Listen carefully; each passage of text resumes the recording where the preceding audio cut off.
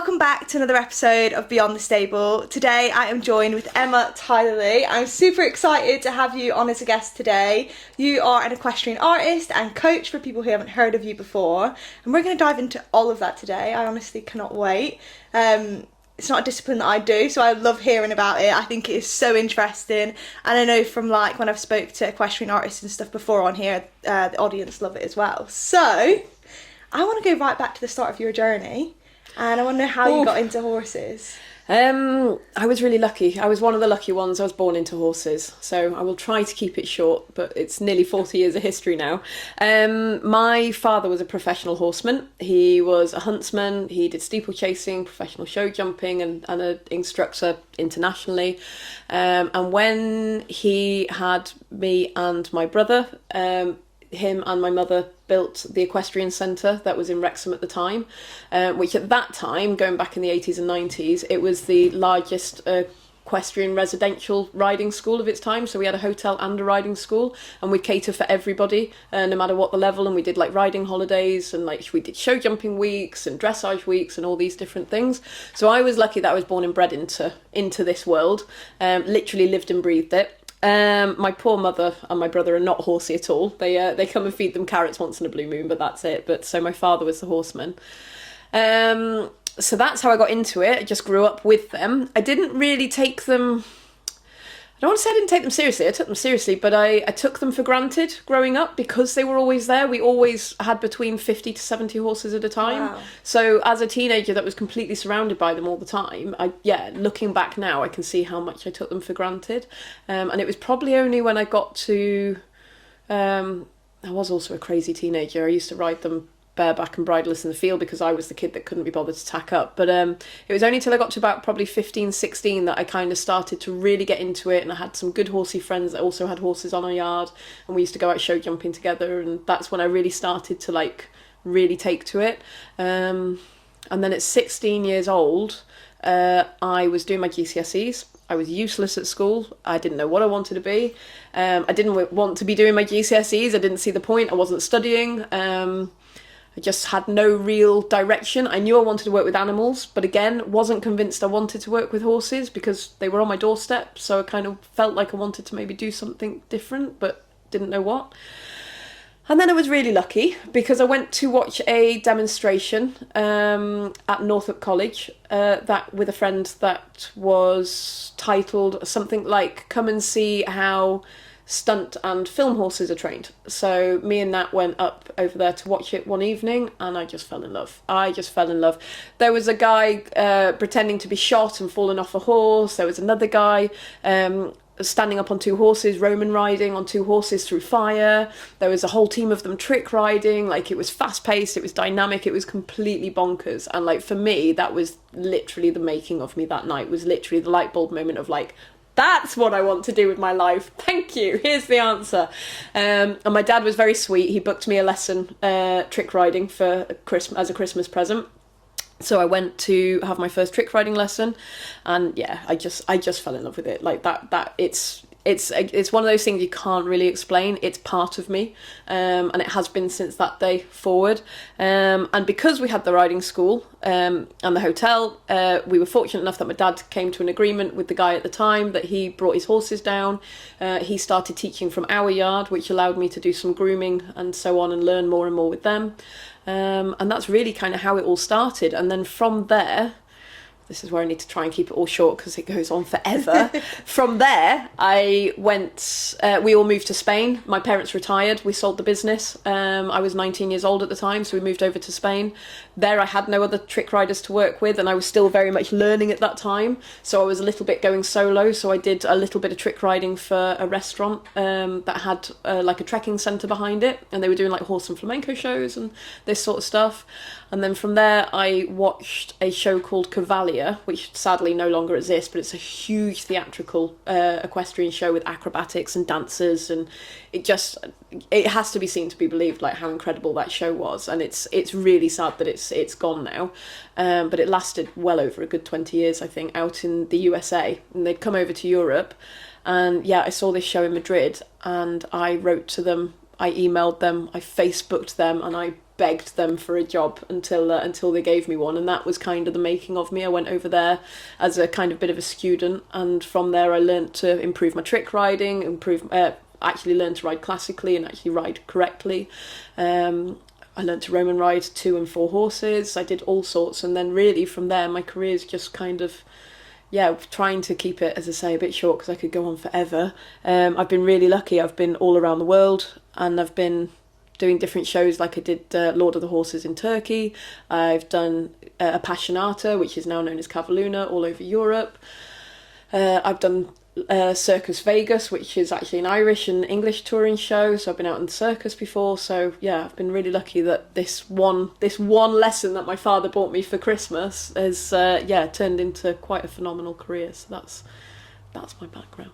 No, that is absolutely amazing. I do want to go into it a bit deeper because I think it is so interesting.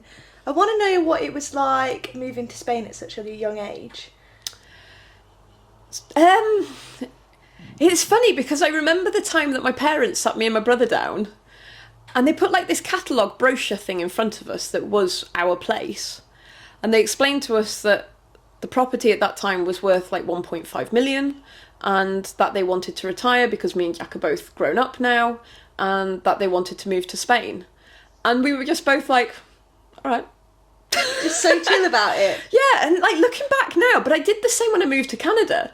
I'm not quite the same now. I mean, I'll still get up and go, but yeah, like looking back, we just took it in our stride. I don't know why, but because it was a hell of a change.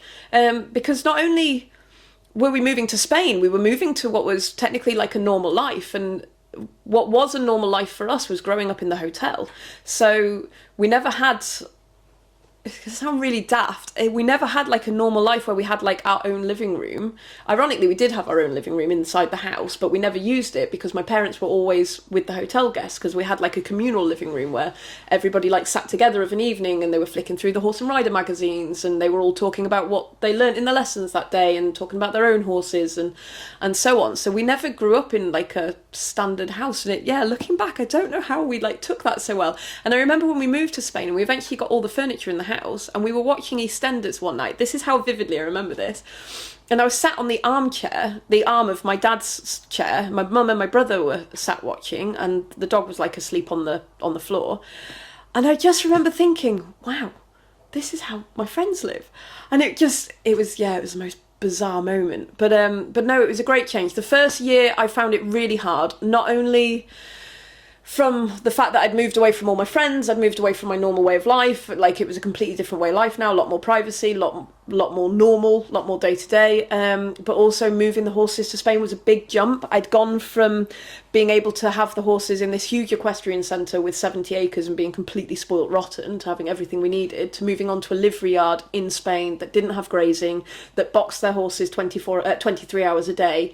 The ponies didn't. The ponies went out in a paddock, but the horse was in a box. And now they're getting better and better. They're catching up with the times, particularly the competition yards. But like the regular yards, they'll just feed a regular scoop of oats, and that's their idea of food. And it's not ad lib hay, it's alfalfa and like paja, which is more like a barley straw. Being fed like 3 times a day. So it was a very, very, very strange adjustment. Now, I can fully adjust to Spain's way, and I know the ins and outs and how to manage horses better. But back then I did kind of struggle with that change. But once the first year was out the way, I would never look back, and I would be back in a heartbeat if I could. Like as soon as I can afford to get back over there, I will definitely be going back to Spain. I love it. I love the people. I love the just the way of life. It's a lot slower, it's a lot calmer, it's not dark at 4:00 in the afternoon during the winters. At 10 o'clock at night you can be riding, and it's perfectly normal because you can't ride in the middle of the day there. Your day generally starts at 6-7 o'clock and it'll finish at 11-12 o'clock in the summer, and then it'll restart again from 5-6 o'clock until the evening. So you actually have the day to either take a nap or enjoy the swimming pool if you're lucky enough to have one, or just do something with your mates, but you forget the horses in those hours. And like now, yes, I would run back to that in a heartbeat. But everything in its course, step by step, it's coming. I just have to be patient. Yeah. What was the process like of actually moving the horses? Oh, so easy. How many did you take across? Too many. So at that time we took Bolero, who was already Spanish, and had actually come from Alicante. We took Bolero back, and we took Rocky, who was my first pony, the pony that made me really, and Rocco, my Shetland pony, who's still with me today. We took those 3 back. We took a dog and a ferret as well. So the dog and the ferret flew over with us with me actually, in cargo. Because we all came over at separate times. My mum and my brother came over first, then I went over second, and then my dad came over last to finish up the last of the business. And the horses were really easy. They were very well taken care of by John Parker's, who I still use 20 years on now. And they're wonderful. They're the best transport company I could wish for. I literally hand them over the horses, hand them over the paperwork, and they deal with everything, and I don't worry about them for 3 days. They bring the horses over, and remarkably, I was worried about the fact that Rocky was a fell pony cross, real old, kind of had a bucket head and was very Heinz 57, a good old kind of typical dealer type pony. And Rocco is a Shetland pony, so I was actually very worried about them and how they would adjust to the heat. Particularly as we did, and it wasn't on purpose, but we ended up moving in June. Ideally, we could have done with moving in the winter, so they would have had time to adapt to the heat. So I was worried about them. And I wasn't worried about the Spanish horse because he'd already grown up there. And actually, when we got there, it turned out to be the other way around. The Spanish horse was not impressed at all that he'd gone back to his old lifestyle in the slightest. And my old boy, Rocky, who would have been in his 20s at the time, came straight back to life. It was bizarre. It was like this new, I don't know if it was the air or the change of place or the change of routine or what, but like, gosh, yeah, he just sprung back to life. It was brilliant. The 2 of them just absolutely thrived over there. So yeah, thankfully we were really lucky that it was a very, very easy process to get them over there and adapted. Yeah, it really suited them. You said when you first went over there, you just watched the demo and stuff before you left, and then you were over there and you were a bit on your own with like the learning to trick ride and stuff. What was that like? At the time I was a daft kid willing to try everything, so a little bit lonely and a little bit lost, but at the same time, when I was in my teens and early 20s, I was bonkers. So as long as I had like a friend, and I've had plenty of yard friends then, kind of around to kind of watch me and just make sure I didn't go and kill myself, it was great. It was kind of nice because all the attention was on me, like me, look at all these cool things I can do. But yeah, looking back now, like, yeah, definitely probably very, very lonely at that time. And then it was nice because I got to show off in the shows and stuff, but realistically I was very lucky that Cavalia gave in and took me on, because yeah, that was really the making of me. It was just that first initial period of going over there. I did a lot of show jumping actually at that time, just for fun, is where my main concentration was. But yeah, I think if I hadn't have moved over to Cavalia, I might have ended up very stagnant in my level of trick riding, and probably not gone too far further forward with it. But then again, who knows where life will take you if you don't go a certain direction. I often look back and think, well, if that didn't happen, maybe this would have. But yeah, so yeah, but definitely, yeah.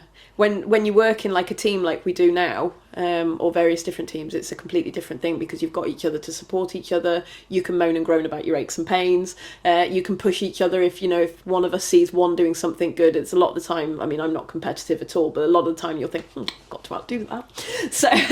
So it's much, trick riding is much, much, much more fun when you've got your trick riding mates around you to support you and push you through things. So, and also, like, if you're not confident in something, like at that time I remember I was very much not confident about doing suicide drag, which is a trick that I do often now with my eyes closed, hanging upside down in the shape of a cross. And I remember, like, I think it was probably about 21 at the time. I'd already learnt it in England, but I hadn't done it in Canter. Cowboy. I managed to get over my fear with a friend literally just lunging and like self-teaching, but like realistically that wasn't the safe way to go about and do stuff. So whereas now if I'm a bit nervous in a trick that I wanted to do, then all I've got to do is nip out the door and say, Georgie or James, will you help me with this? And they'll be like, yeah, sure, and we'll all crack on, and that makes it much nicer. And I know I'm in safe hands because I've got other people with me that understand what I'm trying to do. So yeah. This episode is brought to you by Atlantic Harmony Equestrian, where clothes are more than just what you wear, they're how you express yourself. At Atlantic Harmony, we're not just another logo. We're building a community of equestrians who believe in connection, support, and making a difference. Our high-quality, stylish apparel is designed for riders who value both function and fashion, while supporting sustainable practices. Join a brand with a purpose. Visit atlanticharmonyequestrian.co.uk and be part of a community where style meets empowerment. Atlantic Harmony, where riders support riders.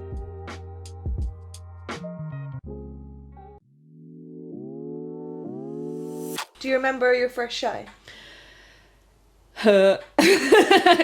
Yeah, only just.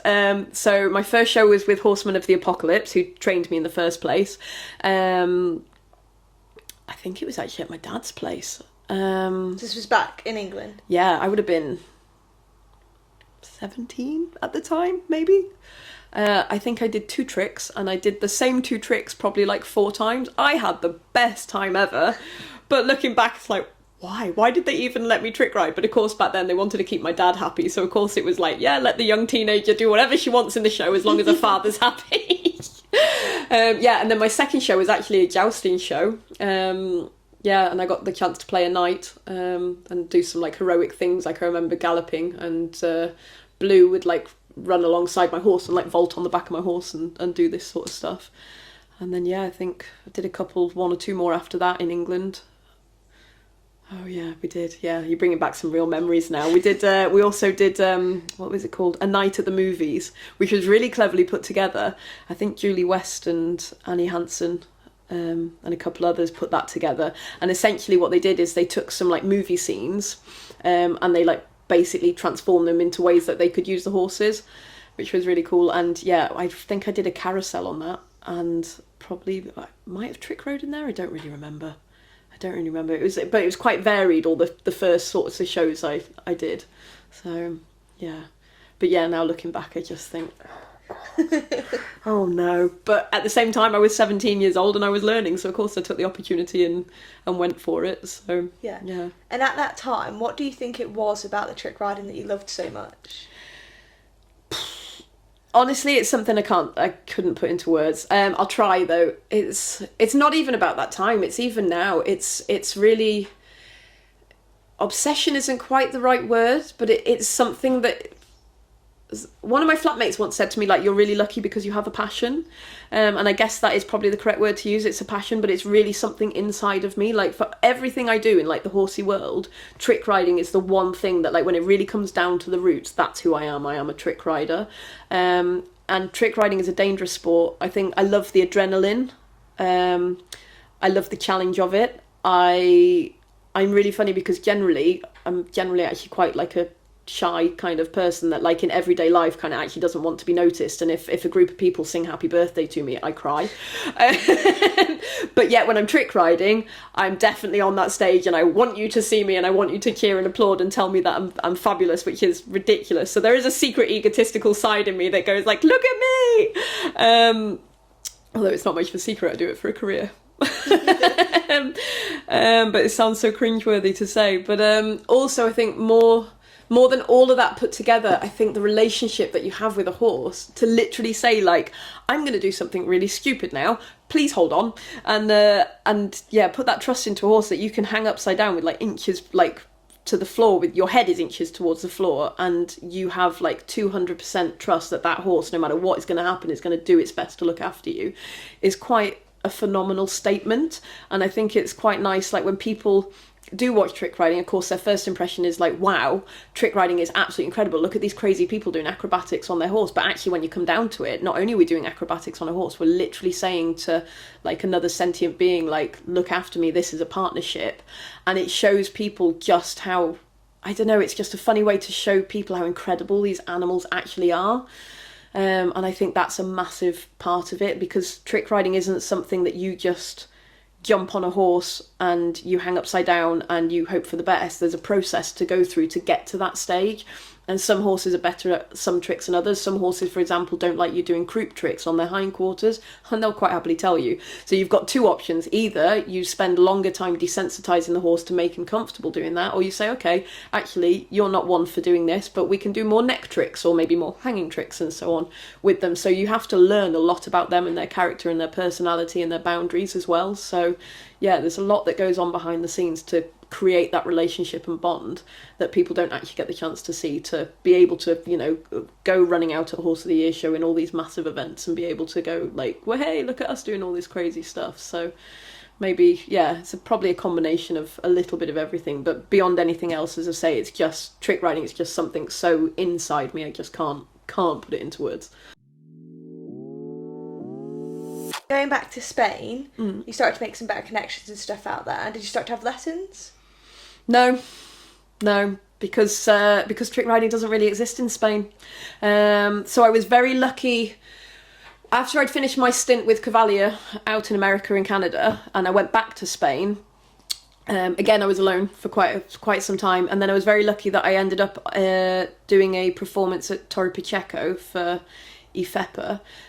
It's a little bit like, kind of a bit like Your Horse Live, kind of sort of theme, maybe not quite the same, but similar. It's a way to demonstrate Spanish horses, and they've got shows and demonstrations, and they've got shops and so on out there. So I was doing a performance for them, and I was lucky that the second year that they booked me, they'd also booked Miron Bicocci and his team, who are, him and his brother are both Romanian lads, up in Barcelona. And Florin as well, he's Spanish, and they were all coming down to trick ride as well. So when I met them, I was like, oh, my people! But back then I didn't really speak much Spanish, so communicating with them was really strange. I did my first show actually with them. We all did it together, and then we decided afterwards, because they were trick riding in a different way, and the organisers wanted to stretch out the time more, I went back to performing on my own, but it was still nice to have them there. And then from that, I went up to Barcelona a couple times, to go trick ride for them, which was great fun. So it was a little bit less lonely, but like there was still very much down south. It just doesn't exist. There's probably in Spain, even today, there's certainly not more than 10 trick riders out in Spain that I can think of. Probably even less. So yeah, it's quite a rarity, which is nice, because again, I become like the niche market and a little bit more in demand. But again, it would be nice to see a couple more coming through. But slowly, over the years, more and more people are starting to learn with the Bicocci brothers and Florin and other people out there. Pou de Fou, which is a big... I don't know how to explain Pou de Fou. It's a big theatrical village. There's a big one out in France. They've opened one now in Spain, which is in Toledo, near Madrid. They've brought trick riders over from France over, so it's starting to become a little bit better known. The one cool thing about Spain is trick riding there's a lot of empty bullfighting rings now, because bullfighting is actually banned in a lot of parts of Spain.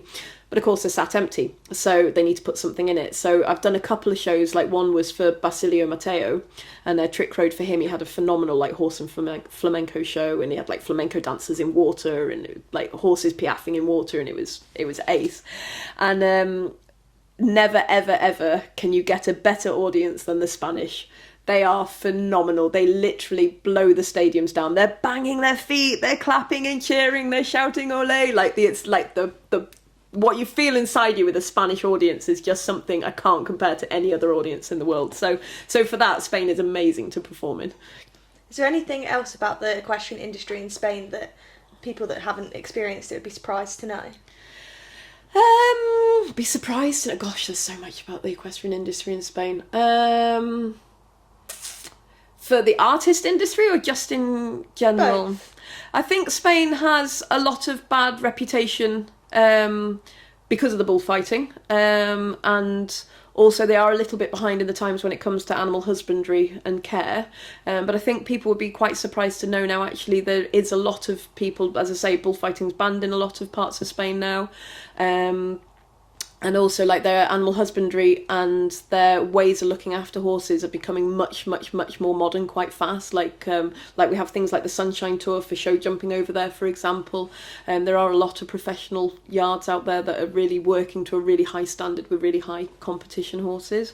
I'm trying to think of something surprising, and it'll probably come to me later, but it's definitely not coming to me now. But yeah, I do think sometimes... Actually... It's a little bit off topic because it's not so much of a surprise, so feel free to edit this out. I think one thing that people will be surprised, and I have this a lot more with the Liberty and the behavioural stuff that I do, a lot of people will buy Spanish horses from Spain and they'll bring them over here, and one of the first things they'll do is they'll turn them out onto a grass field and they'll go, look, you're free now, because Spain, obviously, for a lot of parts of Spain, not all the parts of Spain again, they have the horses in their stables 23 hours a day or 22 hours a day. And us as Brits that are used to having our horses out 24/7 a lot of the time, obviously feel like that's very cruel and it's not right. That for me is everybody's personal opinion. I have my own opinions on it. But what I will say about the Spanish horses is what we do with them a lot of the time is it's almost like good intentions, bad ideas. And we'll bring these Spanish horses over, we'll throw them out in the field, and then we'll wonder why, firstly, they're not enjoying it and they're running up and down the fence and they want to get back in, and secondly, why behavioural problems start happening. And it's a little bit like taking the Chinese boy out of school and putting him into an English school and expecting him to adapt straight away. They've grown up in that stable, and that's been their safety blanket and their safety room, and all of a sudden we give them all this freedom, which is wonderful and brilliant and good on us, but it takes time for them to adapt, if that makes sense. It takes time for them to adapt to that freedom and to actually have that space and to feel comfortable and safe in that space. And it's the same with the riding. Spanish men are very kind of, they wrap their legs around and they've got good strong contact, and they ride beautifully, most of them, but they're very kind of firm with their riding. And of course we get on and we go happy hacking down the road, and you know, we've got long reins, we've got loose legs, and the horses are all wobbly underneath them, and they feel insecure. And again, it's just that change that can really throw the Spanish horse off, and they can absolutely adapt to being out 24/7. I know hundreds of them now that do, but it is funny to, you know, go to certain customers' houses and they'll go, oh yeah, I bought it from Spain and I've given it all this freedom and he seems miserable, or he seems insecure, or he's different, he's behaving badly, he's pushing through me and all these things. And I go, yeah, because, you know, you're teaching him a completely different way of life now in a completely different language, and it's going to take time to get used to all this brilliant green grass and all this, you know, fresh air and being out all the time. And so that, I think, is probably, yeah, it's more being more surprising coming this side of it than it is going the other way. I hope that makes sense. No, that was very interesting. I feel like that came on a little bit rambly there. No, that was very good. What came next, America or Canada? Canada came first because Canada went into America. So I went to Canada with Cavalia because, as I say, I begged them for a job. I pleaded, if you want something enough, do not take no for an answer. Because at that time I was only a baby in the industry. I thought I could ride. They soon told me I couldn't. You know, I was trick riding, but only a couple of tricks, and, you know, some tricks to like half a level. So I was really a baby. I really begged them to take me. And they said, we're producing Cavalia 2. It was known at the time. It turned into Audicio later on. We need some people to come and train the horses. And at the same time of training the horses, we can train you. Would you be interested? I said, yes, please. So literally it all happened so fast. It was crazy because I can't even remember how old I was, 22. I get a phone call. As I say, I've been begging them. All of a sudden I get an email. Then I get a phone call. Can we audition you? Can you get to France tomorrow? Like, excuse me? And again, I never forget it. I was driving a little red Kia Sportage. I'd pulled up on the side of the road. It was just a very average day. And I've got this French guy on the end of the phone to me telling me, like, can I get to France tomorrow? If not, the next day at the latest, because he's going back to Canada and he wants to audition me. So I, like, now put my foot down. I'm, like, running home to my dad and I'm like, Dad, I need to get to France. God love him, he managed to get me on a plane to France. I rode this beautiful black Iberian horse. It was doing flying changes and all sorts. And again, I remember, like, I got to Canada and Zoya was like, I thought you rode better than this, in his funny French accent. I will not try to do it. And I was like, and he was like, oh, it was my horse, wasn't it? And I was like, maybe. But no, it was brilliant. It was the making of me, because he literally stripped me right back and started teaching me in a much more classical way and much more classical principles. And I didn't actually do any trick riding there, funnily enough. I spent a year on their base in Canada, but I got to learn how to train horses in piaffe and passage and all the base, even going back down right to the basics, and working a shoulder in correctly, and half passes in leg yields and these sorts of things. And the horses we were working with were beautiful. They were like anything between like a 3-year-old Lusitano right up to that like knew absolutely nothing, right up to probably like a 12-year-old Spanish or a Lusitano that actually like really had a good level to learn on. So I had a nice array of horses to work with for that year.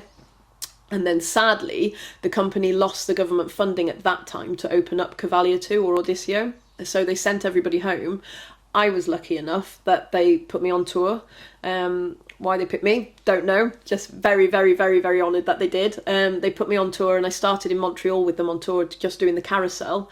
And while I was doing the carousel with them backstage, they were bringing my trick riding back up to a level. They were teaching me to Roman ride. I was learning now to do things like piaffe on the long rein, which I'd never done before again. And they gave me like all these opportunities. So then I stayed with them for 3 years. Predominantly in the end, mainly just trick riding, but as I say, also doing things like the carousel number and long reining number when I was needed. I was the backup rider for the Roman riding of 4, which was really, really cool. I remember, I think I got to do it on backstage. I did it an awful lot, but on stage I think I only managed to do it like 3 times.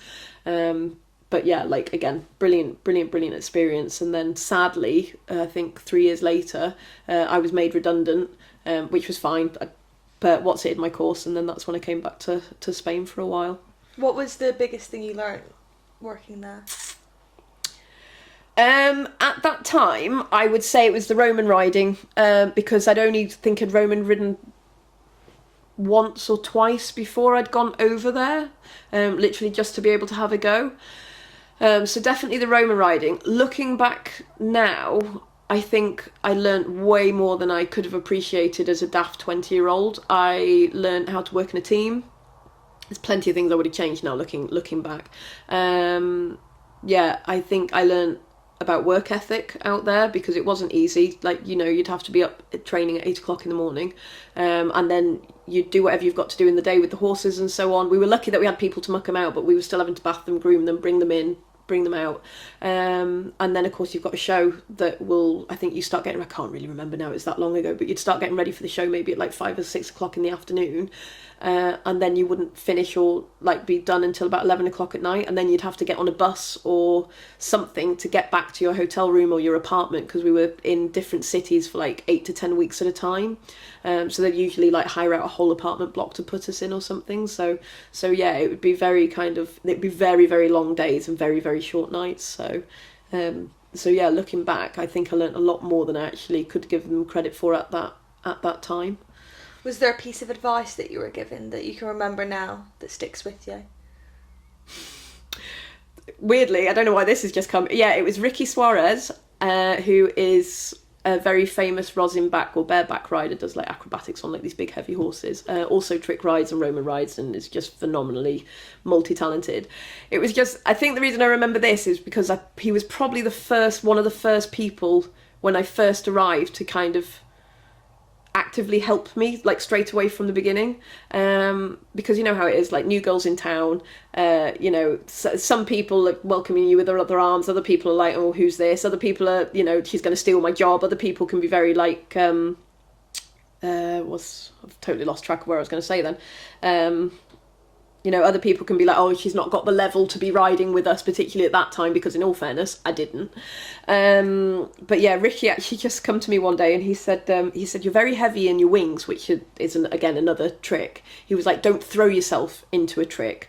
Slide yourself into a trick. And it's one of those, like, even the other day, Georgie was talking about one of her students and saying, like, she's not heavy, but she throws herself into the trick. And I was like, oh yeah, she needs to slide herself. And yeah, Ricky's, I don't know why, because it's for sure he won't remember this, but it was just one of those moments where I was like, oh, somebody's trying to help me. And that's probably just that one totally irrelevant, but like, yeah, one piece of advice that's kind of just never left me: slide into tricks, don't throw yourself into them. It's important for the weight of the horse. And yeah, now it's very, very obvious, but at that time I think I must have been so desperate to impress, I would have been like, hey, hey, hey, and the poor horse would have been like, oh god, she's heavy. Yeah. And then you came back to Spain. What happened next? Oh gosh, okay, sad story. So came back to Spain, and I'm very pleased I did. Sadly, 7 months later, I had no horse. I'd lost him to a heart attack. So I was horseless at that time. I went back to where I was before, in the trekking centre. So I was working as a riding instructor and taking treks out on the Salt Lakes. And then sadly, 7 months later, my father passed away. So it was very, very rough time because I was earning no money. I had no horse, so I couldn't do anything. And yeah, I was ticking boxes doing the trekking, but that's not what I wanted to be doing at the time. And then luckily for me, just weird chance of events, I got a job working in a vibration gym, which is these wobble boards that you see. So I was doing rehabilitation and fitness with, predominantly actually with retired people, because of course the expat community over there is generally a lot of retired people. So I was doing that, and one of my customers had read an article of me in a newspaper, and she come in with the newspaper and she was like, "You're Emma Tytherleigh," and I was like, yeah, that's me. She was like, "Was your dad called Mike?" And this is literally, I think, 2 weeks after he passed away. No, it must have been a little bit longer because I'd taken 10 days off, but it could have been within that month anyway. And I was like, yeah, that's right. And she was like, "Good God," she was like, "Your father used to be my instructor 40 years ago." And I was like, whoa, this is weird. I'm in a gym in the middle of Spain, like nobody like knows who I am, and yeah, there's this lady telling me that my father used to be her instructor.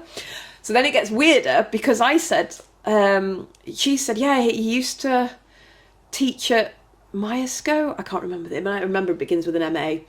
And I said, wait. So like I've turned the computer around now. I've flicked open a picture that I had on Facebook, and in the corner it's got the name of the riding centre, but I know nothing of this picture. It's just this really cool picture of my dad jumping a horse over a very large fence. I think like with a top hat on. And she was like, yeah, my God, yeah, that's him, and yeah, that's the place I used to ride. And she told me the name of the horse, which you can't remember now typically, and where it was and everything about it. And then what makes this story even stranger is she said, "I've got a friend who's moving back to Germany because she's going through a bad divorce, sadly. She needs to get rid of 2 horses. Do you want them?" And I was like, no. I have no money. I'm working this like typical, I think it was like 8 till 2 o'clock job. I was like I'm miserable right now. Now is not the time for me to have a horse. And she was like, no, she really doesn't want them to be passed around, and One's, both of them are Spanish. One's very Baroque, one's very ordinary. Would you take a look? And I was like, oh, okay. She was like, they're for free. And I was like, no, I don't, no. Anyway, after a while, friends had like gone like, "You've got nothing to lose, just go look at the horses." The one I would have liked sadly had hock problems and went to a rescue centre. And the other one, they were like, "This is Romero. I think he's probably about 16 hands, but like 15 to 16 hands. He's 10 years old, but he keeps running away with us every time we go hacking, which is why he's in a hackamore, because it seems to be the only thing we can stop him in. He's really, really, really green. He's done absolutely nothing, but he's a nice big white horse." And I was like thinking like, okay, yeah, I don't know what I'm going to do with him, but I could take him. I could try. Like, I suppose if worse comes to worse, I could always sell him 6 months down the line. God. And yeah, I took him, and then for the first week, I absolutely hated him. He was rude. He was just, I was trying to ride him in the hackamore. I had nothing, so I just typically back then, like, I put him in a pelham. No, that's not true. I put him in a snaffle. I was trying to do right by him because they told me he was green. That's right. I put him in a snaffle, and I like really was riding him nice and gently. But again, like, there was nothing of him. There was no sensitivity. And one day, it's going to sound awful. Again, bearing in mind I was in my 20s, different mindset back then. I just I was like, this is it. I'm just going to ride you like a Spanish man and see how we get on. So I slapped him in a pelham with double reins. I put a pair of spurs on and I just went, right, you're going to work. Next thing you know, I discover this horse can do Spanish walk. He can go sideways. He can passage. He had all the buttons there. Just nobody had figured out how to press them, and he just lost them along the way. So all of a sudden, this horse that was driving me nuts for a whole week and I was regretting taking him just turned into something incredible. And from there, I really owe him a lot of my career, because I trick rode him for 5 years. We did shows at Casa La Pedrera that was hosted on the Grand Design House. We did like these brilliant, it was fab. We got like some flamenco dancers in, and me and El Patas and Juan Cortés, who are both Spanish riders, did like garrocha. They were doing garrocha, they were doing a lot of Doma Vaquera, they were riding around the Spanish dancers, and then I was doing like my Liberty stuff with him, and I was trick riding him, and I was riding him bridleless. Like, he was just phenomenal. Like, he was just brilliant. I owe him everything. He's retired now with a student of mine and just lives at their family house as a pet, and he's out with another horse and some geese and some chickens and sheep and a pig and an emu.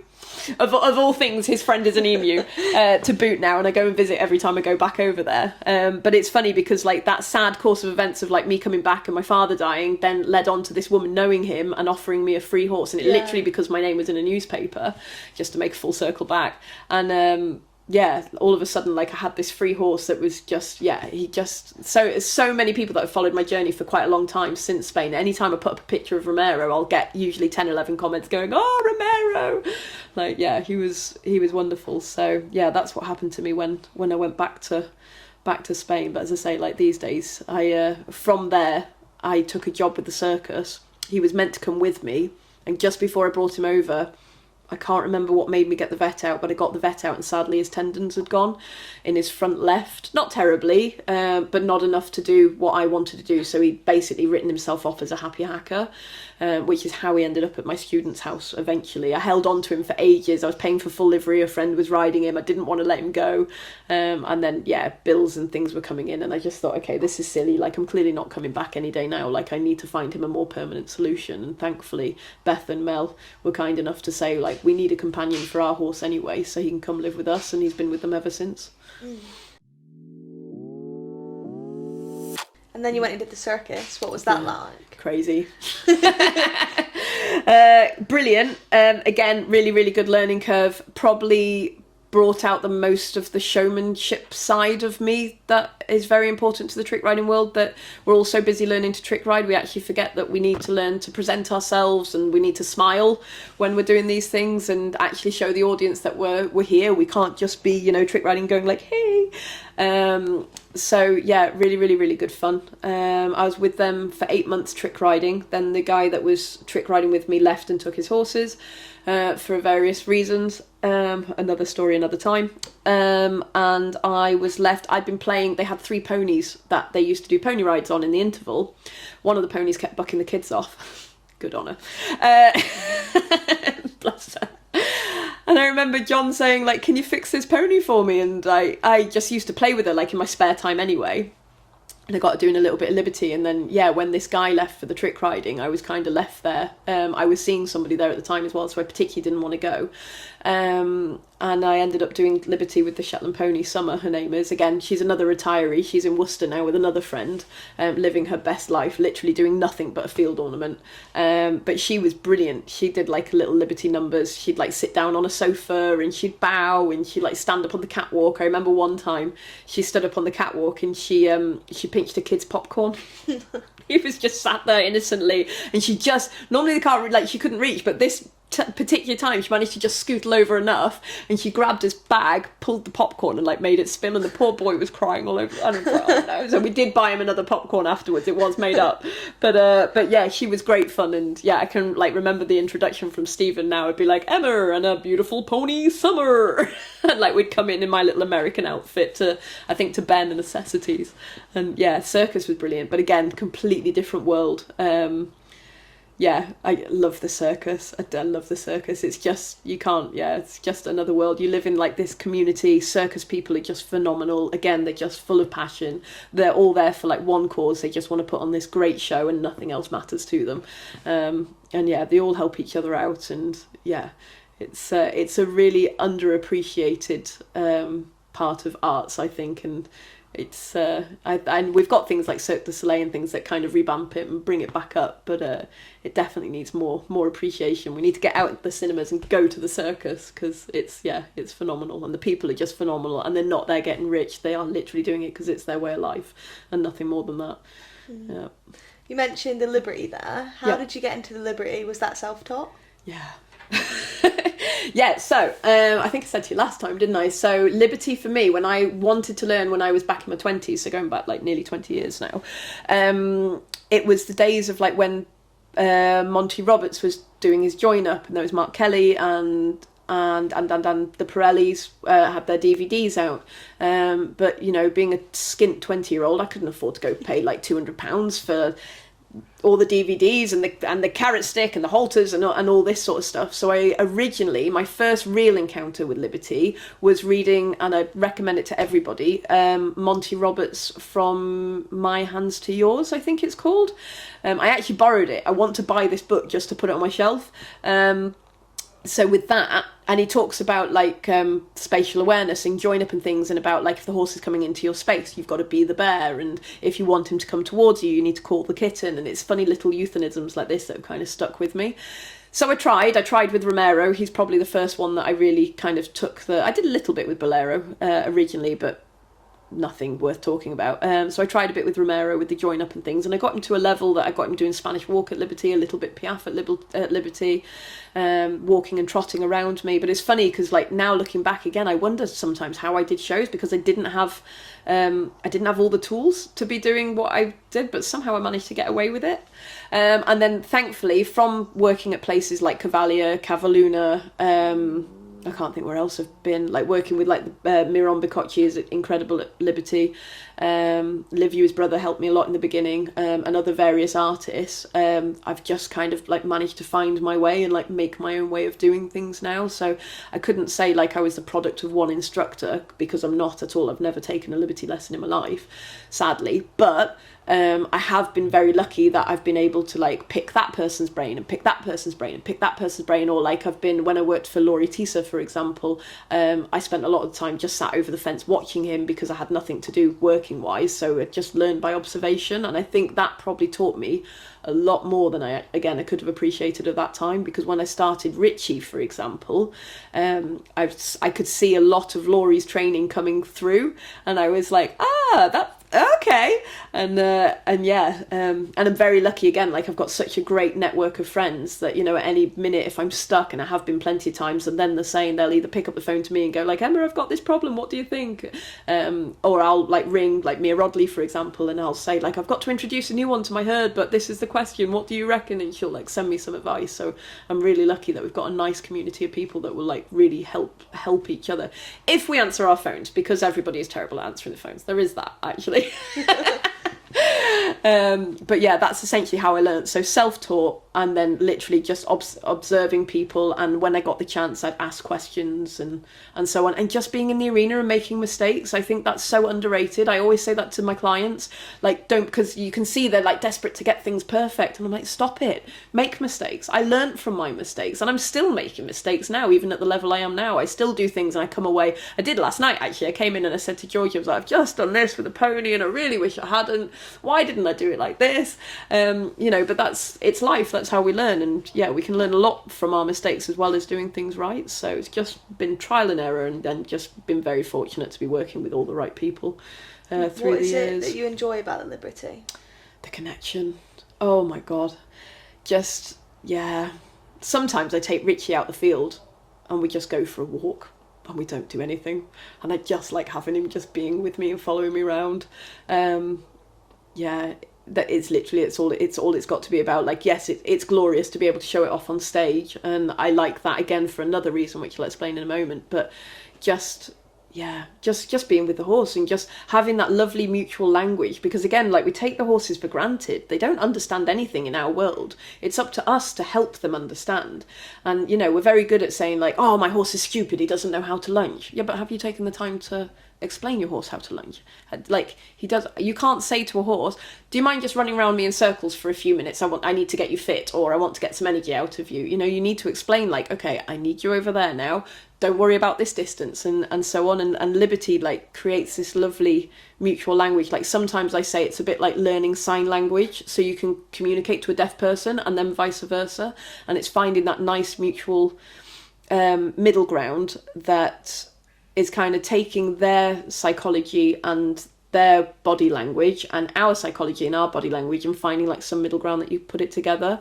And the reason I like to put it on stage so much is because it shows people there is another way. Like, there is another way, and this, thankfully, particularly to social media and the way things are going, this is the way that the world is going, that you can work your horses in freedom and you can work them in a kind way. And actually, if you build this language, the connection is all there, that it's very easy to communicate with them. And I'm really lucky, particularly with Richie, because, you know, I can walk him into the stables completely free. I don't do it all the time. 9 times out of 10 I'll put a head collar on him just in case. You never know when the plastic bag decides to come across the street. But, you know, I can leave him free in the stables and I can go get the saddle, and he's still stood there when I come back, and he's relaxed and he's chilled with me. And again, like, it builds that confidence up in them, to have that confidence in you. So yeah, that's why I like to, it gets people to think outside the box and go like, oh, there is another way. How could I possibly do that? And it's not for super magical horse whisperers. Liberty is for everyone, whether you want to work your horse at freedom or just have better manners. Those foundation techniques that we all use, and they're all relatively the same. There's nothing magical or secret about them. They are for everyone. They're easy to do, and they just make your life easier, for one, but more importantly, your horse's life much happier and much easier. And yeah, that's why I love Liberty. No, amazing. That was a really, really good answer. So you did the circus. Yep. What came next? What came after the circus? What came after the circus? Oh, blimey. The best thing ever. Cavalia came after the circus. So I left the circus to go to France. And I went to train which is now one of Europe's best trick riding teams, the Astor team. They are based in Nimes in France. And the idea was Cavalia, or Appassionata it was known as at that time. They have a whacking great big horse theatrical show, again with like dancers, acrobatics, horses, riders of every kind. Like, they have high school, they have Frisian horses doing incredible things, they have Shetland ponies doing comedy numbers and donkeys, and they've got trick riding and Roman riding. Like, it's just spectacular. Like, it's worth getting on a plane for to go and see. Like, the show is incredible. They decided that they wanted to build Europe's first equestrian theme park. And to do that, they needed new horses, they needed new riders. And yeah, that's what I went over to France for. So I started the training with a couple of others there to train the horses up. And then 8 months later, we all moved over to Germany. It's where I met James Denny, actually. Guys, for reference, this is the Emma that James kept speaking about. My bestie. But, yeah, this is the Emma. Yeah, I'm the Emma. So I met James in France doing that, and he literally came over like a week or two before, and I'm sure he would have told you had absolutely no level of nothing, but like, yeah, really diamond in the rough, because now, Jesus Christ, he's phenomenal. We all moved over to Germany, a hell of a drive. We put all the horses onto this whacking great big horse truck, and then like 2 or 3 cars behind were all pootling along, dog and things in tow. We did it. The theme park wasn't actually built then. We had a show called Aquila, which was built in this whacking great big amphitheatre that they've still got now. It's known as Show Palace München. The show again was phenomenal, and we got to do a lot of different things in that. We did like carousels and trick riding, and we did drill rides with flags. The boys did trick riding over jumps, which was a whole different thing again. And again, the show was compiled with different teams, so we'd have like a dressage team, a Roman riding teams, Liberty teams, which gave us again the chance to like learn with so many different people from so many different backgrounds and cultures. Like, there's Italians, Moroccans, French people, Germans, like literally everyone from all over the world came together for like this one cause in this huge show. And then as time went on, they built the theme park. So we used to do like walkabouts. We'd take like the Spanish horses out, and we'd like let people like take selfies with the horses and meets and greets, and we do things like we had like cowboy and western weekends, and like Halloween was like a really, really good one. Halloween was great fun because we all like dressed up as prisoners and got dragged around by like a headless horseman on a black horse and stuff, and it brought out like more of our acting side and showman side as well, which was cool. Yeah, and we used to do like all this crazy stuff. We're basically just a bunch of overgrown kids being allowed to play with all these fancy like costumes and like makeup ideas and all these beautiful horses. Like the horses I was left in charge with were ridiculous. Like they're absolutely gorgeous. Yeah, we did that for a good couple of years. Sadly, again they lost the funding at that time, so they had to close down. They've continued with the tourist show, and the theme park still remains, but it's not full-time with horses. They're doing various different events and things inside the show palace and in the theme park, and then they do like a summer show still, where they'll get a load of artists in to do a kids show, and then the same with the winter, they do like a nice winter show. And we were actually out there last year doing Lumagica, which was like a theme park trail. And at the end of like the theme park trail, a light trail, sorry, with all these different lights animals, and at the end of the light trail they got to the end of it and they'd find a surprise horse show in there. So like me, Georgie, James, Eve and Brooke were doing like a 15-minute like little mini show with like trick riding, like I was doing comedy number with my pony and like all this sort of stuff. And the other cool thing that I've done with them that I always forget to mention, heaven knows why, because it was a good 10 months of our life, I took Cowboy, my dog, my pony, and Richie out over there to do their touring show. So for 10 months I toured with them to do predominantly the dog and the pony tricks that we do on stage in their big theatrical show. And we were really lucky because we got to travel like all around Germany. I think we went to Switzerland at one point, we were in Belgium at one point, and we went to Austria, particularly loved Austria. So we got to travel around all these beautiful places, and we were based in Dusseldorf. They've got a base in Dusseldorf or just outside of, so the horses rest there during the week, and then during the weekends they get on several different horse boxes and we go to all these different places. And yeah, that was absolutely amazing. That was really, really good fun, and it's not only amazing because you get to do all this cool stuff on this really cool stage with all these cool artists, but like somebody's paying you to spend 24/7 with your animals. Like, oh no, like it's almost like the job you'd want to do for free. Yeah, which was brilliant because like my boys had my sole undivided attention for all those 10 months. They didn't have to share me with anybody. They were literally the only thing I had to do, which was incredible. It was a brilliant job. Yeah, no, it is so interesting. You guys want to hear more kind of about the theme park side of things? James spoke about it in loads of the detail, so I'll link it down below. He spoke about you loads as well, so I'll link it all down below if you want to hear more about the theme park and like the setup there, because it sounds unreal, like nothing I've ever heard about before. So yeah, really cool. What came next? COVID. How was COVID for you?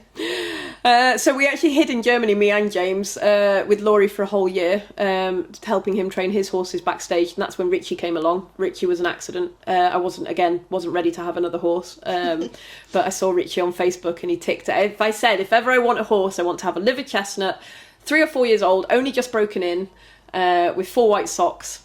And sure enough, this one popped up, and I ignored him for months and months and months, and thankfully he was still on the market, so I bought him, literally brought him over to Germany, only to take him back like literally a couple months later because we all got made redundant because COVID really, really happened. It's funny because I was quite sheltered from it because we literally live on the yards that we have our horses. We always live with the horses. I think it's only happened to me once that I haven't. Kind of sheltered away from COVID, so I think I just enjoyed having the time off, and I actually came back to England quite naively because I thought I'd only be here for 6 months because I was already booked to go back on tour with Cavalia.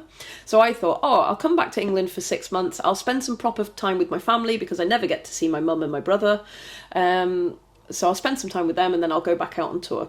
Little did I know it would be years. So that's when actually I started teaching again, which I hadn't done in years and years and years. So the Liberty teaching came about. I'll never forget that because I remember my first Liberty lesson, I arrived and I was like, I know how to do this, but I don't know how to teach it. And I can remember like racking in my brains going, crap, where do I start? Because it's something I've just so naturally like picked up a whip and gone with my horse, and I've just started doing stuff and it's all just worked. So I've actually learned a lot by teaching people liberty. Like now I've got a system, I teach them set exercises in the beginning, give them homework and work from there. But yeah, I've learned an awful lot about horses, actually more from teaching people than I have probably actually doing it myself. So teaching came for a long time, and then I was very lucky because Carl and Kelly from Knights of Middle England gave me a call and they went, "You're in England?" And I went, "Yes, I am." And they went, "Would you like to come and do some stuff for us?" And I went, "Yes, please." Because again, at that time, COVID, I was away from my like normal surroundings of being like surrounded by artists and other like-minded people. In the beginning, it was quite a novelty to have the break and like enjoy the peace and quiet. But afterwards, it was a bit like, I want to do something and I want to create now. So originally, I went up there to be their specialist trick riding instructor, which was brilliant. They've got brilliant setter horses, and I went to teach people of all ages. You know, some people just want to come and get their Instagram photos and just have a go and only come one time. They get other people that want to literally take it the whole way to get onto the stunt register and do their filming work and so on. So we get really nice array of people teaching. So that's how it started. But I was still booked at that point to go to Cavalia. So I was only there kind of killing time at that moment. And they kept saying like, we've got Warwick Castle. And I was like, I'd love to, but like I'm booked, I'm already like, I've got to go. And then last minute, Cavalia went, nope, sorry, we're not putting the tour on this year, we're cancelling you. And I literally rang them and I was like, can I come and stay with you guys, please? And thankfully they said yes. And Carl taught me to, no, I was going to say Carl taught me to joust, but actually Kelly can actually take that one. Kelly taught me to joust. And yeah, then I went to play their main role as Margaret of Anjou for their Wars of the Roses show at Warwick Castle. And since then, I've been with them every summer.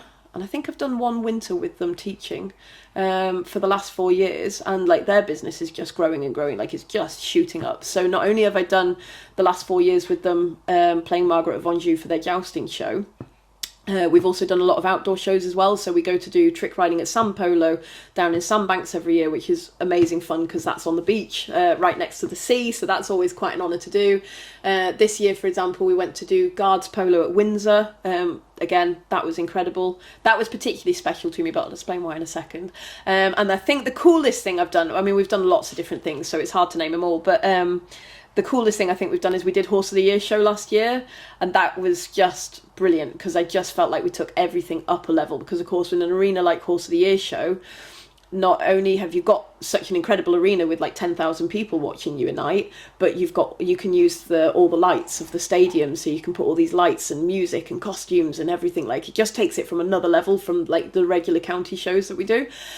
And yeah, it was brilliant. We did like I can't remember, like a 50s like kind of Grease Lightning themed kind of show, and it incorporated everything. We had like the dog and the pony doing stuff in there, we had James and I think Ollie was at the bottom, and then Georgie doing the pyramid on top, and we had like a phenomenal trick riding number where we went at like some real speed, and the adrenaline rush for that, like it's amazing how like anything, I don't know, it's just the coolest. Like your partner comes out or your teammate comes out and you're already setting off to go in, and like you can hear the cheers in the crowd, and you just go in hell for leather and you're like, way, look at this. And it was just the coolest. It's probably one of the probably not the highlight, but I would struggle to say which one was now, but certainly up there in the top 5 definitely of my career. So I've been really fortunate enough to do some really, really cool things with them guys.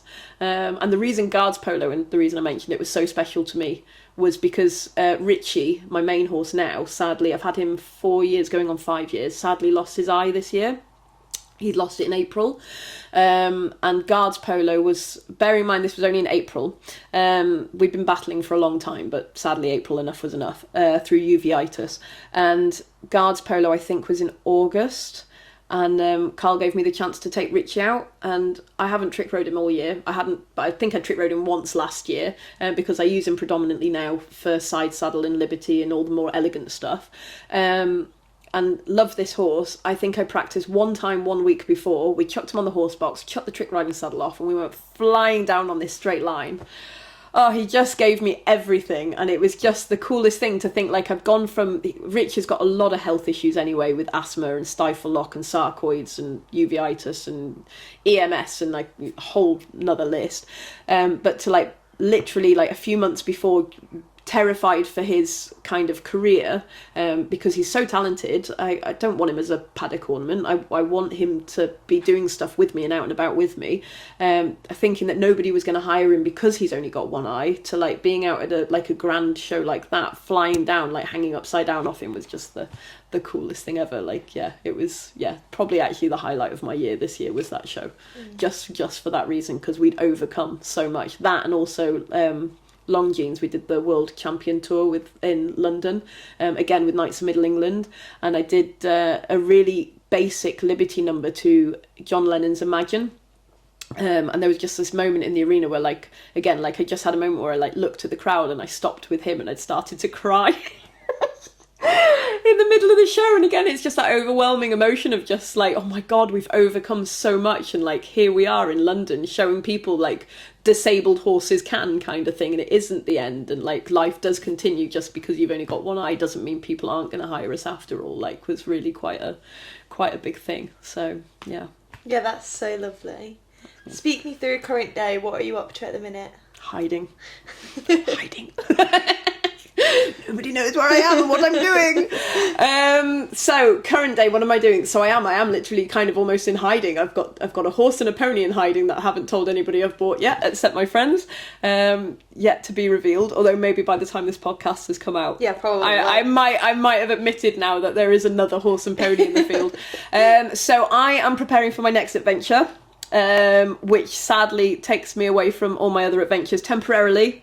You know, I still very much see myself as part of, I hate the term as part of the family, but like as part of the Knights of Middle England and the Cavalia family. Like, I know full well there's always like, hopefully like work for me there if I want to, or they've got something new and exciting coming on that they'll give me a call.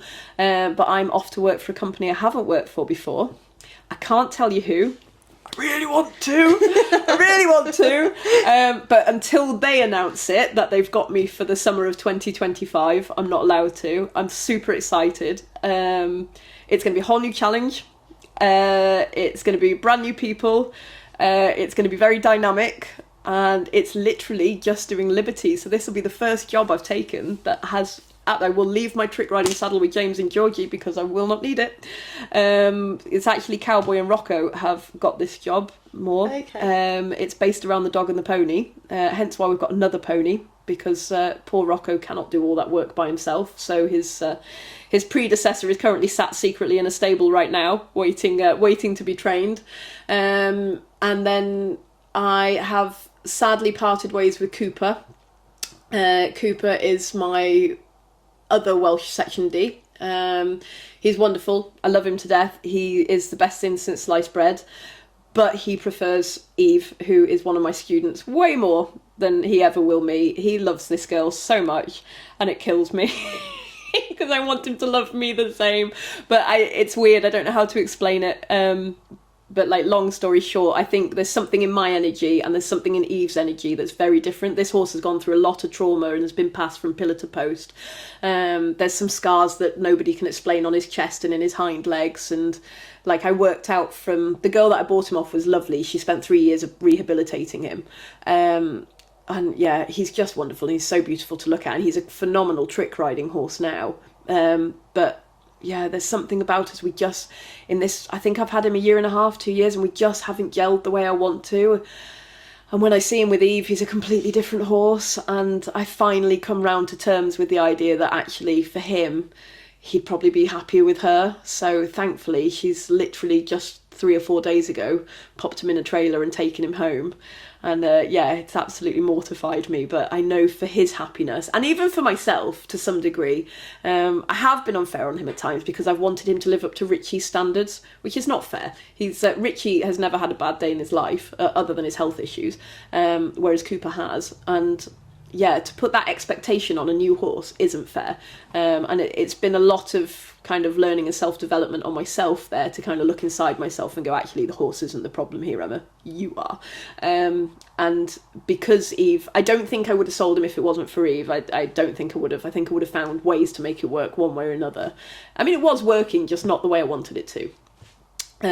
But yeah, even when Eve came to see him the other week, his little face when he saw her over the fence, and it was one of those moments where inside me was like, okay, this is right. So Eve's taken Cooper.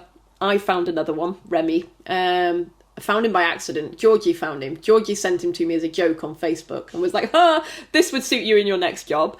And I was like, yeah, it would actually. And she was like, are you serious? And I was like, yeah. She was like, I thought like I sent you that as a joke. And I was like, no, actually, I think we should go look at it. And she was like, really? She was like, are you sure? And I was like, yeah. So yeah, we went to look at him, and yeah, he's 7 years old. He's done absolutely nothing. He's unbroken. Sadly, the lady that sold him to me bred him herself with the idea that he was going to replace the current mare that she has, because she's in her 20s now. But like everybody, life takes over, you know. Since then, I think she's got married, she's had kids, she's got a full-time job, she's now going to college studying, and she says, like, the last 3 years I've been trying to do something with him, but then somebody requires my attention and it's just not fair. He's bored in a field, he needs to do something. So I've taken him on from there. He's just wonderful. And George is right to look at. He's a halfling across Appaloosa. So I've got two very different brains there inside one horse, and I'm a massive fan of the Welsh, so ideally I would have liked another Welsh horse, but there's something about this little chap, and that he just wants to please, and he's always at the fence, and he's always ready to come in, and he's like, I want to work, and he's all the things I was kind of missing with Cooper a little bit. But again, that's not Cooper's fault, that's my fault. I shouldn't have put my expectations on him. So I'm quietly working away with Remy right now to get him ready to work for our next project with Richie, in the next thing that we are getting to. And I don't think anybody's going to be allowed to know what I'm up to next until probably the new year, which is really like, because I want to shout it to the rooftops, but I can't tell anyone. And yes, the little pony, Rolo, is going to be Rocco's double, essentially. And Rocco, bless him, I've had him 23, 24 years now. I'm losing count. I've had him since I was 15. And he's as fit as a fiddle. He loves his job. He particularly loves his job because he gets fed treats all the time.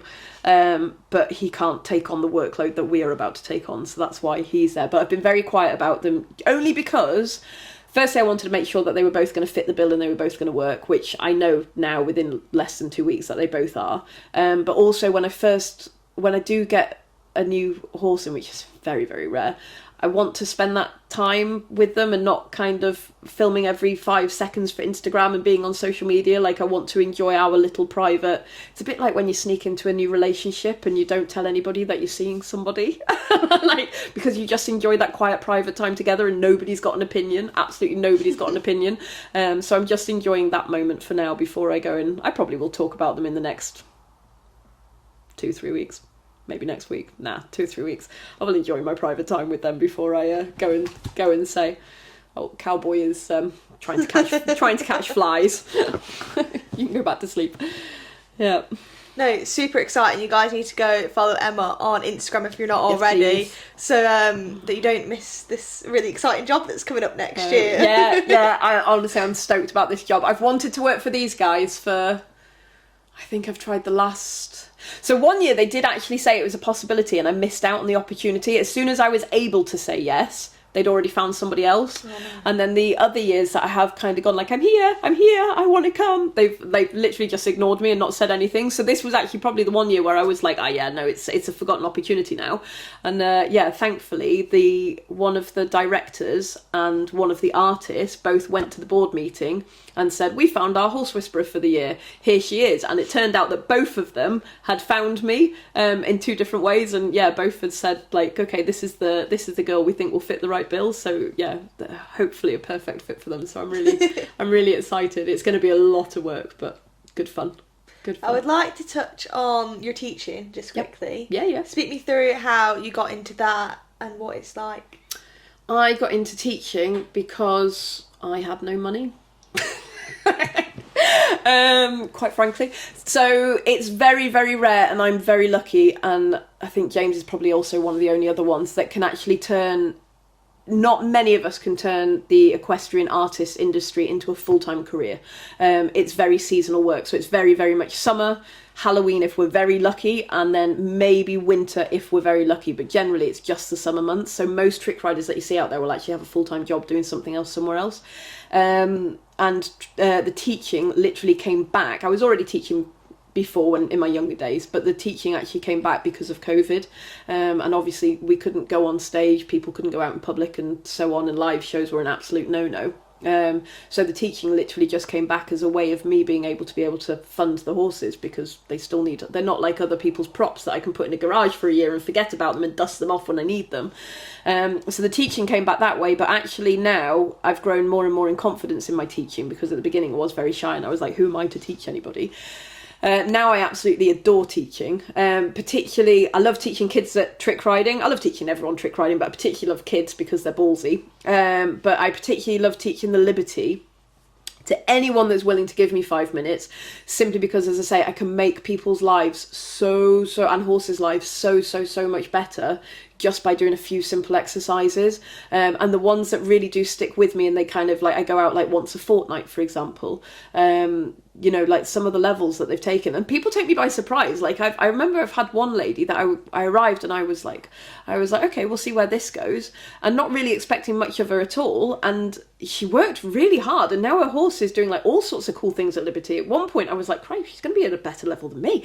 You know, her horse is doing like close contact circles around her and like these lovely figures of eights, and she can send them around like the traffic cones now, and doing all sorts of fancy stuff. And her horse was a trauma case, and you know, it would trot over a trotting pole and bolt, but literally bolt. And like now she's got less and less problems with that going on. And you know, some horses I'll arrive and I'll spend like 10 minutes with them, and I can see in their eyes they're just like, thank you, she just needed to understand that. And I think also like having someone come in with that different perspective can make people go home and go like, oh yeah, that makes totally perfect sense, or even just clarify what they were already thinking, but maybe the other liveries on the yard have kind of got them thinking another way, or so on. But yeah, now I really love teaching, because yeah, it really does just help, and it's just going to make the equestrian industry, particularly with the Liberty work, like it's just going to make the equestrian industry better for everybody, whether you're a competition rider or a happy hacker.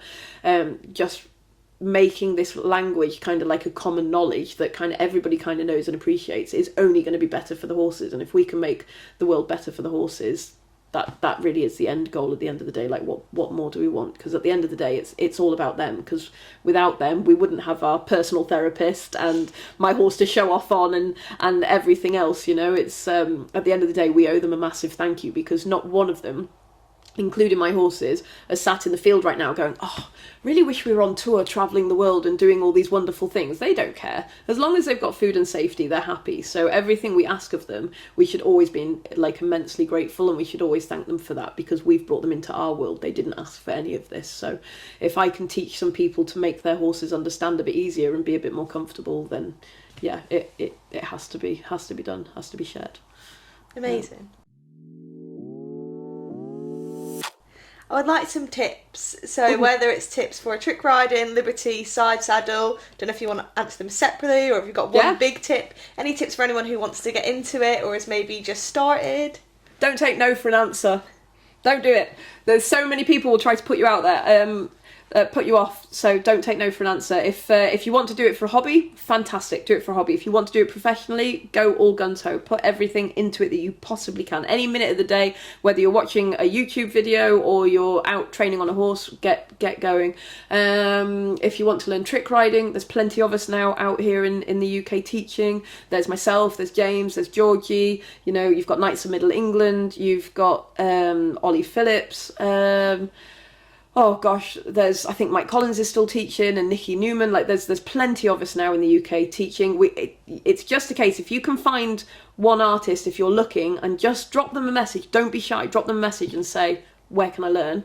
They'll soon say, go to this person or go to this person. Don't be afraid to kind of stalk us on social media and ask questions. Like we will have answers for you. Liberty, whether you want to work with your horse at freedom, or you just want to get better ground manners, just learn. It honestly, it's the psychology of the horse is so overlooked in our industry. We, as I say, we take them for granted.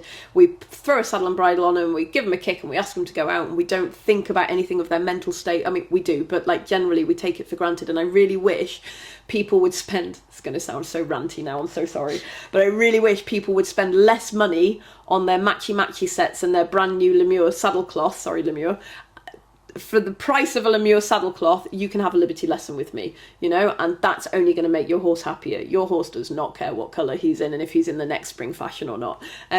So stop spending your money on saddlecloth. Go spend your money on Liberty lessons, whether it's with me, with Mia Rodley, with Georgie, with Kat Pickering, whoever. Get out there and learn, because you'll only benefit yourself and your horse in the long run. And not only that horse, you'll benefit every other horse you come into contact with in the future.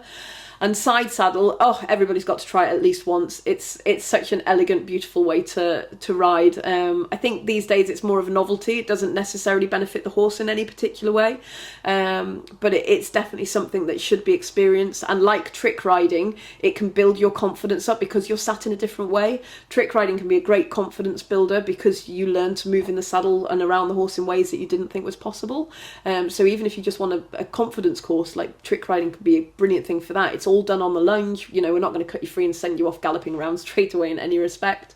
Side saddle, definitely worth going and having a go. Like Knights of Middle England, for example, do side saddle lessons, and they also do like these photo days where Tanya will get everybody dressed up in these lovely old Victorian costumes, and then they'll go out into like the foresty fieldy bits that they've got on their land there, and like professional photographers will take their pictures for Instagram and stuff. So yeah, definitely worth having a go. And if you do want to take it further, then yeah, again, there's plenty of people out there teaching, so go and learn it. Learn everything you can about the equestrian industry, even if you're not going to become a professional trick rider or Liberty artist or whatever. Just learn from everything, and learn from show jumping, because you'll take bits and bobs here and there, and you'll make it your own, and you'll only become a better equestrian for it. Yeah. And if anyone who's listened to this episode and wants a lesson with you in particular, how do they go about getting one? Find me on social media. So I have a website. I have a link tree. It's www.emma-tytherleigh.com, the world's worst surname to spell and pronounce, I apologise. And that actually has all my details, but the easiest way is actually probably find me on Instagram. I spend way more time on there. Drop me a DM, I'll soon get back to you within 48 hours, or drop me a WhatsApp if you find my phone number, and so on, anywhere. And I can book, I should actually be mentioning Cavago. I've only recently signed up to Cavago, so I forget them, but I'm on a booking app now called Cavago, so all my details again is on there. So if you go into mycavago.com and put in Emma Tytherleigh, that will give pretty much everything I have to offer. And if it's not there and you do want something a little bit special or different, then drop me a message and I will soon cater if I can. And if not, I will soon put you on to somebody else that could. Yeah. Amazing. I feel like you're not going to like my next question, because we spoke a little bit off camera about how there's not much time outside of horses, but I want to know if you do anything beyond the stable. No. No, everyone hates that question. So I don't even hate the question. It's quite funny, isn't it? Because I was listening to one of your episodes last night while I was out hacking, and I heard you ask that question, and I was like, no. And I can't remember the girlie that you were interviewing, but she was exactly the same, and I was like, yeah, typical horseman. But even last night, I finally managed to get an early night. So because my pony's the new pony's recently been castrated, I'm walking him in hand 20 minutes a time, but because I live here, I decided last night at 9 o'clock I was going to walk him for 20 minutes. So 9 o'clock yesterday evening, I'm doing that, but I was also halfway through a movie, and then I was like, great, I'll get him back in. It was 9:20. I was just heading back here, and I thought, I'm going to get into bed and watch a movie. Goals. Georgie walked in after her aerial lesson, and she was like, would you mind lunging me on Moose for 5 minutes? I just want to do some trick riding. And I was like, yeah, sure. So there we were. The yard is completely empty. Everyone's gone to bed, and there's us with the floodlight on, and I'm lunging her new horse to help her start teaching him to trick ride. So no, we get the occasional time we will go to the pub if our mates have come up and we've gone like happy hacking, and we'll go to the pub. But that's as far as we go. Yeah, the pub. What does like a typical day look like for you at the minute then? So ordinary. Well, at least I think it's ordinary. I don't think lunging at 10 o'clock at night. Yeah, okay, so our day doesn't finish. If we're not doing that, we're doing something on the computer. So a typical day for us is literally we get up first thing. So obviously to make your podcast more clear, I'm living with Georgie, who also has 4 Spanish horses and a whacking great big com toys that she's doing various different things with. She's trick rider and so on. But the pair of us are sharing this flat, sharing our stables. And we will get up first thing, probably like 7 o'clock. We'll go feed. I usually go make the mash in my pyjamas and then come back and eat my breakfast. And then we'll go feed, muck out. Mine live out, so I'm lucky I get to miss that bit. And then our day literally at the moment is consisting of like either teaching various people here and there. So one of us will be out driving to teach people. And then training our horses for the next projects that we've got going on, which are really exciting. Like I saw Georgie yesterday training something and I was like, it's brand new, and I was like, can't wait to like see this all come together. So literally we're just kind of backstage life, very, very quiet, and just quietly working away with our horses at the moment. So very ordinary at this second. We're just very blessed that we get to do a career that allows us to be with our horses kind of 24/7, which is very nice. My final question for you is, if I could get any guest on the podcast, who would you recommend? So many people. So I heard you ask this question as well. So these 2 questions I was weirdly not prepared for in any respect, but I was thinking about what would I answer. I have so many people I could recommend. I like to pick out one. It's so hard, but I did think... You can give me a few if you want. Yeah, so definitely Mia Rodley. Yeah. From the Heart of Horsemanship, just because I love her and I think she's amazing and I never get bored of listening to her. Like every time she can just be rambling on about something about what she's done in her day with her horses, and I'll learn something. Like for her young age, she's phenomenal. Like how she's like managed to study the psychology of the horse and everything. So definitely Mia. Georgie obviously being another one, because she's got a very interesting background. She's had to overcome a lot of obstacles. She was very bullied by a former boss. We all have been at one point or another in our careers, sadly. But that's actually how mine and Georgie's relationship formed. I'll let her tell you that story if ever you get round to it. But yeah, so Georgie could be another one, and she's got a lot of things that she's hoping and striving for. Trying to think who else to mention. Ollie Phillips could also be good fun to do. He works a lot in the movies and film work. He works for different companies like The Devil's Horseman. I think he works for the Steve Dent sometimes, so he does a lot of, like, he did Napoleon, for example. He did a big stunt on there. And The Witcher, I think he might have done. Too many things to mention with him. But I think if I had to choose one, just because I'm trying to think outside the box, and I was semi-prepared for this question, I think actually it would be Nick from Events Through the Lens. Have you heard of him? Yeah, I have actually. So Nick's got a whacking great big film and photography company. I feel like I'm not going to do him justice now. But when I first met Nick, he was already relatively established, but like in the 4 or 5 years that I've known him, his company has just like flown up, and like now he's got offices in multiple countries, and he is like the videographer for big events like for Your Horse Live. I know he's just come back from Horse of the Year show. I know he does a lot of different brands. I won't mention the brands in case I get them wrong, but a lot of like branding work. Rowan and Ruber is definitely one of them that I won't get wrong. And yeah, he's like now expanded out to like America. I know he's got meetings in Dubai and all sorts of things, and I think it'd be interesting to interview him, just because he must be first he hasn't got a rags to riches story, but something very similar. He's also got another interesting story that I won't mention just in case he doesn't want it mentioned. So I think he'd be a really interesting character to talk to because of his background. But also, he's the man behind the camera that sees everything. Yeah. Like, he's not missed anything. Like, him and his team have been out to, like, everywhere, seen everyone, all the top show jumpers, all the top dressage riders. He's done all the behind the scenes stuff. He knows what all the up and coming projects are, and I think like to get someone that isn't kind of just a typical rider, and like someone that's actually behind the camera to go out there, to speak about what he actually sees and all the backstage stuff that he must know all the backstage gossip. He must, because he talks to all of us. So I think he'd be a really interesting one. The other person I was thinking of is yourself. Me? Yeah. I'm not interested in that. No, I bet you are though, because you've met so many different people. Yeah. I think one day you need to like switch it around. I think someone needs to interview you. Hello, cowboy. You can't speak, darling, otherwise I would recommend you. Although you speak enough when you're barking at people.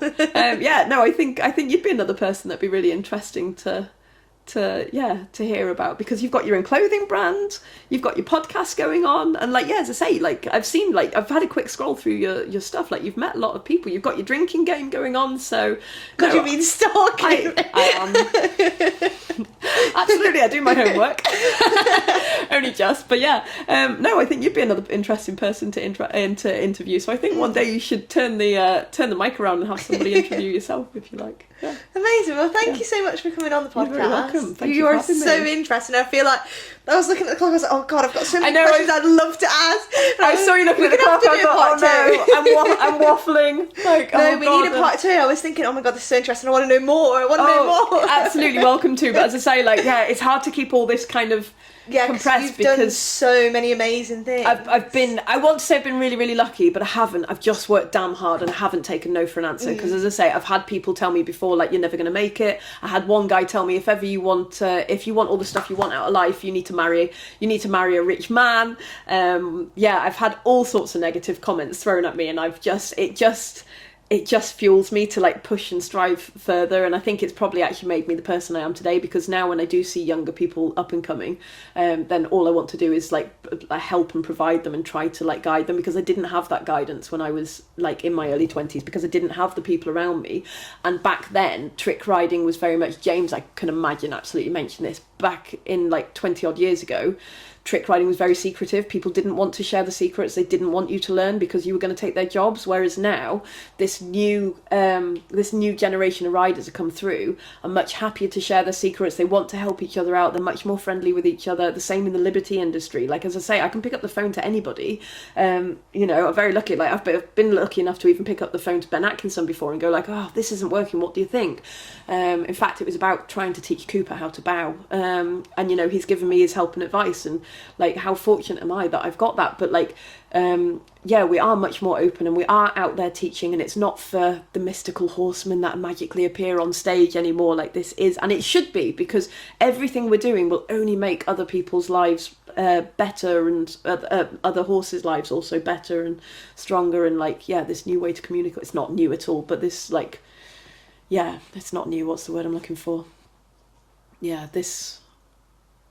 This way of teaching horses is not reserved for the magical people anymore. It's for everybody, and thankfully this day and age people are willing to share, whereas back then people weren't. So, and I'm very much like, if you want to know something, please drop me a message. I will do my best to answer. And if you can have a lesson with me, even better, because then I can come and see where you're at and where I can help you with. So yeah. Yeah, no, amazing. I've really enjoyed that episode. I'll leave all of Emma's info linked down below, whether it's for a lesson or just to follow her on socials and see what she's getting up to next year, because I'm very intrigued. Oh, I want to tell you so badly. Maybe that could be the part 2 of what I'm off to do. The coolest thing about the next year is I'm literally, my 2 horses, my 2 ponies and my dog, we will be together 24/7, and again, they will be my sole priority. And if that isn't a reason to go do this job, nothing else is. So well excited. No, well, thank you so much. Thank you for having me. It's an honour. Thank you. Yeah, and thank you guys for watching. If you're across on YouTube, make sure you're subscribing and liking. If you're on Spotify, make sure you're leaving a review and giving us a follow. And I'll see you next week.